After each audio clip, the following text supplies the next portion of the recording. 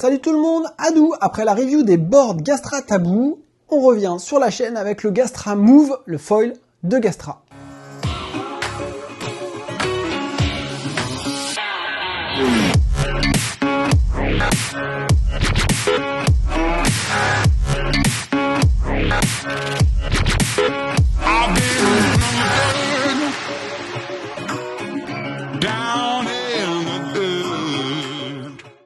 Alors on a le site Taboo pour les boards et on a le site ga-foils, je vous mets l'adresse pour tout ce qui est foil, wing et le matos que je vais vous présenter ici. Je précise que cette marque vend exclusivement dans vos shops préférés. Alors au menu, ce foil, c'est un foil performance accessible, performance all-round, t'as pas besoin d'un champion pour t'éclater avec.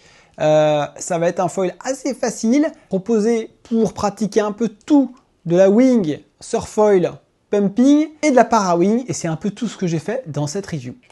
Donc moi j'ai reçu ce foil en 800 et en 1000 et j'ai reçu un stabilisateur de 160 cm². J'ai eu deux tailles de fuselage courtes et longues et un mat 85 en carbone. Toutes ces pièces là sont livrées jusqu'au fuselage dans des petites housses, tout est protégé et ces housses peuvent être utilisées foil démonté mais aussi protéger le foil lorsqu'il est monté sur la planche parce que la housse du mât s'ouvre au niveau de la platine. Dans le package, on a les vis pour fixer le foil sur la board, 4 T-nuts avec les vis M8. On a une petite clé Allen qui est dédiée aux cales de stab, puisqu'on a un petit set de cales de stab qui peuvent être verrouillées en place sur le fuselage pour pas les perdre, c'est plutôt astucieux. Et on a une clé M6, puisque toute la visserie sur ce foil est en M6. Et au niveau des cales de stab, on va de moins 1,5 jusqu'à 1,5 par pas de 0,5 degrés. Donc c'est un petit pack très complet pour ceux qui veulent tuner, bidouiller leur foil. Quelques infos sur le mât, c'est un mât en carbone, UHM, donc ultra haut module. Alors en vrac, ce mât 85, il existe qu'en 85 pour le moment. Il est assez léger, il fait 1,69 kg. Au niveau de l'épaisseur, au plus fin, je le mesure à 14,5 mm. Il fait à peu près 15,5 au centre, 50% de la hauteur. Et près de la platine, à 15 cm, on est à peu près à 16 mm. Donc une épaisseur assez contenue sur toute la hauteur du mât. Au niveau de la corde, je le mesure à 117,5 mm. Et c'est une corde qui est vraiment fixe sur toute la hauteur. Au niveau des fuselages, j'ai été livré d'un 60 cm et d'un 66 cm. Ils sont en carbone et ils viennent se visser à l'arrière de la partie avant, puisque la front wing est une front wing monobloc, on va y revenir, et on a deux inserts M6 à l'arrière pour visser le stab qui est amovible et qui peut être chimé avec les petites cales qui font partie du pack. A noter qu'il y a aussi un fuselage de 72. Le fuselage de 72 permet, pour un usage un peu freeride, d'avoir plus de stabilité longitudinale. On a une platine carbone moulée sur laquelle on va avoir 4 trous ouverts et ces trous accueillent de la visserie M8. Donc c'est le seul endroit où il y a des vis M8 avec un diamètre un peu supérieur à tout le reste du foil. C'est vachement bien les trous ouverts parce que ça te permet d'insérer tes vis coniques en 2-2. Elles peuvent rester à demeure sur les rails de ta planche. Tu viens insérer le foil, tu as juste à le verrouiller. Tu n'as pas besoin d'enlever totalement les vis de la platine. Sur le dessus de la platine, on a un petit pad en caoutchouc très fin, très dense pour protéger la carène. Ça fait office d'anti-adhérent, mais ça protège aussi s'il y a des petits grains de sable ou des petits cailloux. Alors les ailes avant, elles sont en construction monobloc, donc ça veut dire qu'on a une aile avec un demi-fuselage, et ce demi-fuselage, il va venir se fixer, un petit peu comme chez F1, à cette queue de fuselage sur laquelle on vient visser également le stab. En clair, le fuselage n'est pas en une seule partie.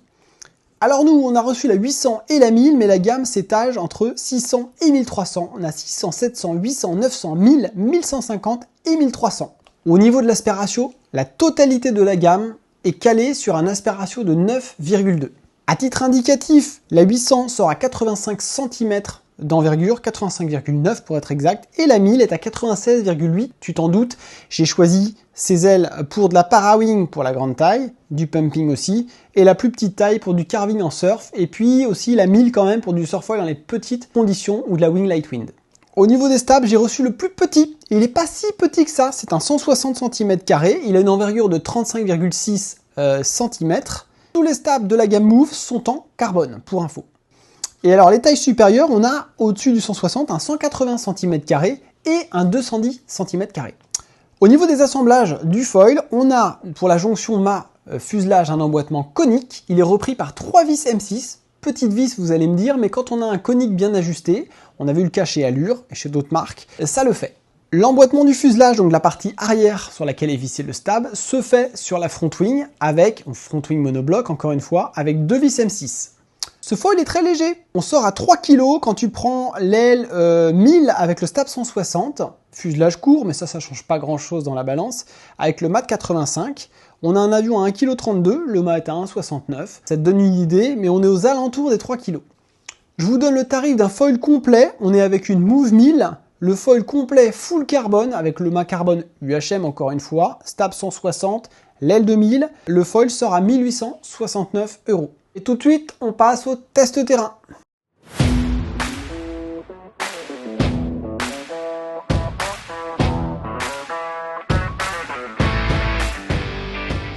J'ai ridé les 800 et 1000 Move principalement qu'avec les boards Taboo et les Wing Astra. On a pour rappel sur les Wing, et ça va arriver, la Pure, on a la Cross et on a la Poison. C'est des ailes qui sont toutes en 3/7, elles m'ont été livrées en 3/7 et donc on a fait du Lightwing, parce que moi je suis léger, et en même temps on a évolué aussi dans des vents plus forts. J'ai aussi fait un peu de Parawing et j'ai même fait du Dog Start. De manière générale, ce foil est très polyvalent, il est assez facile d'accès, même si ça se veut être un foil quand même assez perf, on est sur du full carbone. Il est très léger sous le pied, le mât est assez fin, ils ont fait un mât qui n'a pas une corde énorme et qui a un profil assez fin. J'ai trouvé que je décollais super tôt avec. Alors ma première session, je l'ai fait en 800 à Sorlock, en wing, et je me suis dit à la sortie de cette session, quand est-ce que je vais utiliser la 1000 à part en Storefoil ou en Dog Start? On parle vite fait de configuration. Quand j'ai reçu le Stab, j'en avais qu'un, c'est un 160. Il est pour moi assez gros, hein. Souvent je ride des 140, 145. Je viens de recevoir du Cabrina en 145. Je ride des Stabs qui font 110, 120 en downwind, 140 aux alentours des 140 en surfoil. Donc finalement ce 160 était assez gros. J'ai reçu 2 queues de fuselage. J'ai testé naturellement avec les 2 queues de fuselage. Mais j'ai très vite opté pour la plus courte parce que si vous avez un niveau un petit peu avancé comme moi, vous ridez régulièrement, vous allez voir qu'avec ce Stab 160, même avec la queue de fuselage courte, on a une grande stabilité en tangage. On n'a pas un foil fifou, on a un foil qui reste prévisible, qui reste facile, et le décollage, qu'on soit avec la 800 ou la 1000, est très linéaire. On garde un peu de corde sur l'aile avant, que ce soit en 800 ou 1000, donc on n'a pas un foil qui donne un gros coup au pied avant, qui lift à mort au pied avant. On décolle de manière très très progressive, donc ça je trouve ça bien, quel que soit ton niveau. Un petit peu chiant.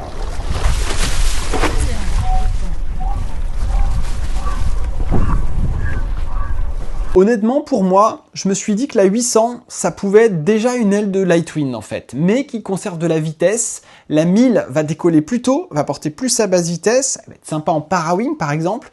Par contre, elle va plafonner plus vite, elle va être moins rapide. Donc on va plutôt la dédier à des activités surfoil, dog start, Parawing. En wing, si tu es à l'aise, tu as envie d'avoir de la vitesse, tu es un gabarit assez léger comme moi, tu peux vraiment aller sur la 800 et aussi en dessous, puisque j'avais pas plus petit que la 800, mais on a des tailles inférieures, comme on l'a vu dans la présentation de ce foil. Idem, on parle de décollage, mais on va aussi parler de décrochage, et en fait, ce foil, il décroche assez tard. Quand tu es en 1000, évidemment, mais déjà en 800, tu peux glider, relancer à assez basse vitesse. Le Stab étant quand même encore assez généreux comparativement à ce que font d'autres marques, on peut le relancer même quand on ralentit beaucoup. En Parawing, ça a du sens, hein, quand on traîne un peu à redéployer, quand les bumps sont un peu mous. Donc ça va être assez sympa parce qu'on a le temps de faire les choses.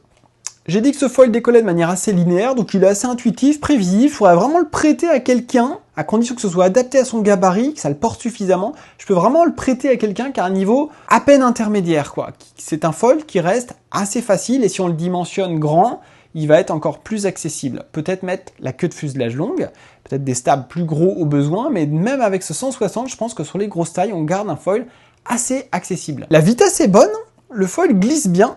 Le mât est fin, hein, ça m'a surpris, l'ensemble est très léger, donc aussi ça se ressent sous les pieds. On peut accélérer assez fort, la 800 a une bonne vitesse, la 1000 va évidemment être plus lente, elle va plus être typée freeride, sauveuse de session dans mon cas avec mes 62 kg. C'est ce que j'ai fait hier en Parawing dans un vent complètement offshore très rafaleux, et c'était sympa, ça m'a permis de voler tout le temps, et de pomper pour faire mes jibes en packant la Parawing, et tout en gardant le vol. Alors qu'avec la 800, peut-être j'aurais un petit peu plus de difficultés. Ce glide qui est vraiment pas mal, il va te permettre aussi, dans les manœuvres, d'avoir le temps de boucler ton jibe. Même si tu es un peu dans la lune, que tu as un peu traîné pour faire ta manœuvre, que tu arrives avec pas beaucoup de vitesse, tu vas pouvoir avoir le temps de faire ta courbe. Tu as un ratio glisse tolérance basse vitesse qui est intéressant, je trouve, pour la plupart des utilisateurs qui font de la wing.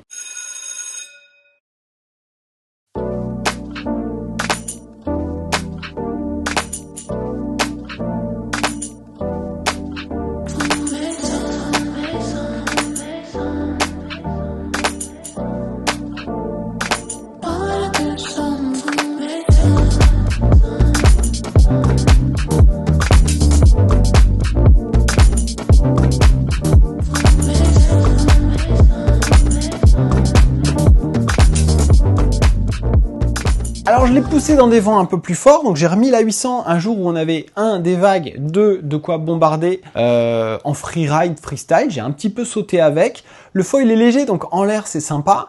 Attention, mettez pas des trop grosses ailes, la 1000 pour sauter, ça commence à être un peu gros. La 800 ou les petites tailles vont être vraiment indiquées parce qu'on va gagner en vitesse. Le foil porte encore très tôt. J'aurais été curieux de tester une plus petite taille, mais en ce moment, il n'y a pas beaucoup de vent, donc de toute façon, ça aurait été compliqué. Mais honnêtement, je pense qu'en freestyle, pour ceux qui veulent bombarder ou avoir beaucoup de mania, on a déjà une mania qui est très bonne en 800. Je pense que pour les jumps et les surfs, les plus petites tailles vont être vraiment intéressantes également. J'ai surfé un peu strappé, ce qui est pas très courant, et honnêtement, sur la 800, j'avais un bon feeling. Le foil est prévisible, le rail to rail est sympa. On n'a pas d'effet de vacillement, de flou dans les commandes, on n'a pas d'inertie. La rigidité globale, il faut en parler, elle est bonne. Alors, il y a des mâts plus rigides. On est sur un mât UHM. Alors, j'ai pas testé le mât aluminium. Il y a un mât aluminium avec un adaptateur qui va permettre de mettre vos avions carbone sur le mât alu. Ça permet de faire diminuer la note et de garder un mât qui fonctionne bien, qui apparemment ne ventile pas, reste assez sain. Donc on n'est pas sur du carbone, mais ça permet d'avoir un foil plus accessible. J'ai parlé tout à l'heure de la stabilité longitudinale du foil, ce qu'on appelle le tangage. Et bien, avec ce petit stab 160, qui est le plus petit de la gamme, alors on aimerait avoir un stab encore plus petit, honnêtement.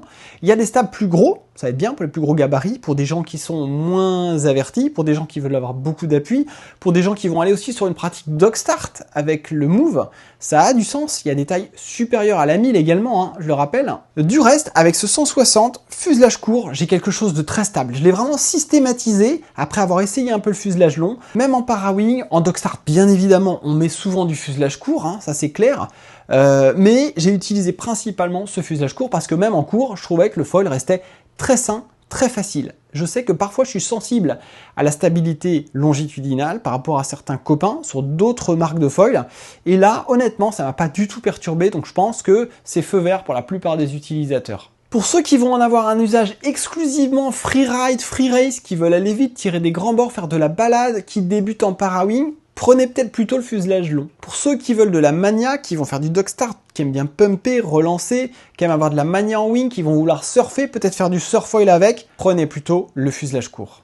Sur le roulis, donc là on est sur l'axe latéral, on a un foil qui est également très prévisible. Il n'est pas du tout verrouillé, j'ai trouvé qu'il tournait bien, surtout en 800. Moi j'ai eu qu'une envie, c'est de tester, mais on n'a pas de conditions de vague, là c'est l'été maintenant, c'est un peu plus compliqué, de tester une plus petite taille, aux alentours des 700, 600, et voir ce que ça donne, parce que je suis persuadé que la plage basse sera déjà très bonne, on décollera tôt, surtout pour des gabarits légers, de 70-75 kg et en dessous, et par contre on aura une mania qui va être très bonne. Et ce foil n'a pas de flou dans les commandes, je trouve que en roulis, on sait toujours un petit peu où on en est. Cette histoire de passage d'un rail à l'autre, qu'on appelle le rail to rail, reste très simple, très intuitif sur ce foil. Il n'y a rien à dire là-dessus, il n'y a pas à s'y étaler. Je me dis que pour des utilisateurs avec un niveau avancé, avoir un stab plus petit encore viendrait déverrouiller encore plus cette maniabilité, puisque de toute façon, avec le 160 et le fuselage court, le foil reste déjà très sain. Il n'est pas du tout fougueux. Donc, moi je dis, Gastra, faites-nous un stab encore plus petit. Il y a vraiment de la place. Je te parle de dog start et de réglage. Alors ce foil, naturellement, moi j'ai voulu le pousser aussi au ponton. C'était super, il faisait beau. J'ai été faire mon petit coup de ponton. J'ai donc pris la 1000, la plus grosse celle que j'avais. Il y a des tailles supérieures qui vont être encore plus indiquées. J'avais stab 160, fuselage court. Ayant ressenti le foil en wing comme bien réglé pour du wing foiler, j'ai mis une cale de rake de -1 degré, c'est-à-dire on a l'épaisseur de la cale sous les vis arrière. Ça fait quoi? Ça fait que ta board de pumping, elle a la nose qui baisse un petit peu. Le pied avant est un peu moins ratatiné, la jambe avant est un peu moins pliée, le pumping devient un peu moins énergivore. Je fais ce petit réglage sur les foils AFS, hein, les enduros, sur la plupart des foils, peut-être pas les ketos qui sont très orientés pump, mais donc rien d'étonnant. Sur du F1 je le fais aussi, donc rien d'étonnant sur la pratique purement pumping, mais aussi surfoil. Je vais mettre sur ce foil une cale de rake -1 degré. C'est un choix personnel, ça convient pas à tout le monde, mais si vous avez l'occasion d'essayer, n'hésitez pas. J'ai donc été au ponton. À ma grande surprise, alors j'avais un grand foil aussi d'une autre marque qui faisait 1m32 de large, 1m33, et je me suis dit, en passant sur le Gastra, je vais peut-être un peu galérer, va peut-être faire beaucoup d'élan. Et en fait, pas du tout. J'ai trouvé qu'il partait assez tôt, j'ai pas eu de déchets, tous mes départs, je les ai réussis. Et ce qui était sympa, c'est que en fait, même en démarrant un peu lentement au ponton, tu sens le stab un petit peu vibrer quand tu vas trop lentement, et à mesure que tu alimentes et que tu accélères, la glisse devient fluide, il n'y a plus de bruit. et ça se passe bien. La cale de -1 est vraiment bien parce qu'elle permet de remettre la board un peu à plat. J'ai été plus loin, il y a un set de cales fourni qui est super bien foutu, avec des petites vis pour verrouiller les cales sur le fuselage pour pas les perdre dans la nature quand il y a du vent sur la plage et pas avoir ces petites cales qui se baladent. Et en dog start, vous pouvez mettre du calage négatif. Ça va réduire encore un peu la pression au pied avant, avoir un foil qui va se pomper un peu plus en talonnant sur le pied arrière et qui va avoir une inertie, une glisse un peu plus linéaire. Donc là, faut pas hésiter, c'est du tuning. Je trouve ça bien que Gastra inclut un pack de cales. T'es pas obligé d'utiliser. Si tu n'utilises pas, tu mets la cale à 0, tu mets ton stab, tu vas naviguer. Ça, c'est par défaut, il est très bien réglé en wing. Ceux qui veulent aller sur la pratique basse vitesse, un maximum de glisse, pumping le moins énergivore possible. En dog start, c'est intéressant de jouer avec les cales négatives. Si vous faites ça en wing, attention, on peut vite avoir un foil qui, pour le coup, va commencer à devenir piqueur dès qu'on accélère. Donc, on fait attention, on n'a pas les mêmes réglages quand on fait de la wing, para-wing, et quand on fait du surfoil ou du pumping. Donc, on est plus là sur une pratique basse vitesse. Je l'ai trouvé assez rapide ce foil en fait en pumping, j'ai trouvé qu'il bombardait bien, donc c'est intéressant. Je pense que ça peut être cool pour gagner un peu en confort cardio. Moi je suis pas de ces gens qui pompent 10 minutes, une demi-heure.